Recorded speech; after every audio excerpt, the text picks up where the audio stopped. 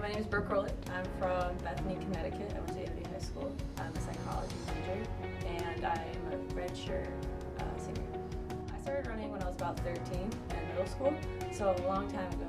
But I didn't start running again until my senior year of high school. It's still fun. I love it. Everyone's like, "How can you do that?" It's every sport's punishment, but I don't know. I just find enjoyment in it, especially since when you're good at something, you enjoy doing it too.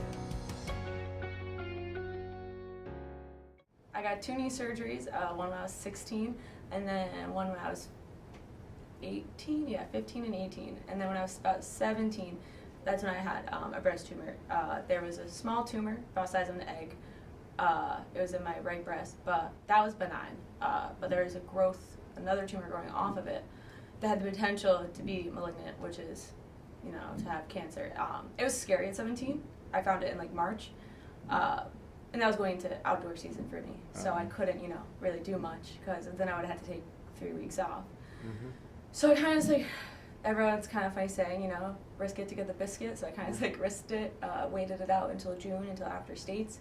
Luckily, my scans came back clean, and, I had no cancer. There was no cancer in the tumor, and it turned out to be, I got very lucky, is what my doctor said, because if that little growth kept growing, it could have been bad. The one most difficult to recover from definitely was the first one, because that was a whole reconstruction of my knee.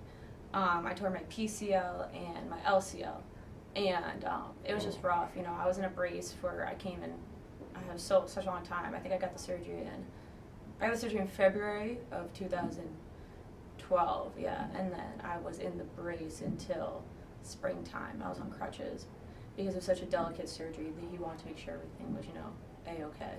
The stress of it all has really, the first surgery was very stressful. I didn't know what was going to happen. I don't know if I knew it was ever going to be the same. I was 15. You're kind of freaking out. You don't know what's going to happen. You have your whole life ahead of you. But I had a great support system. My parents really supported me in everything I did. My brother had a lot to do with it. He really helped me too, pushing me. He's I don't know, a lot of people know my coach, John Wallen, but John Wallen and my brother have a lot of similar qualities of a person, similar characteristics.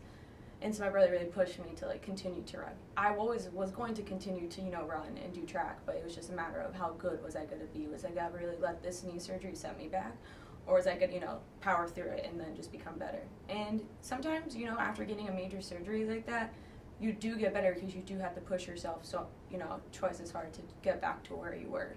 And that's kind of what happened my sophomore year here at Southern. I got hip surgery. Junior year, I got hip surgery, and I actually ended up going to nationals with the relay. And so after I got the hip surgery, it really, pushed me 10 times as hard to be better than I was the year before. I didn't really have an outside source, for mental stuff, like a psychiatrist or a psychologist. So going into college, at first I wanted to be a teacher, surprisingly. But then I switched my major to psychology because I found out about sports psychology.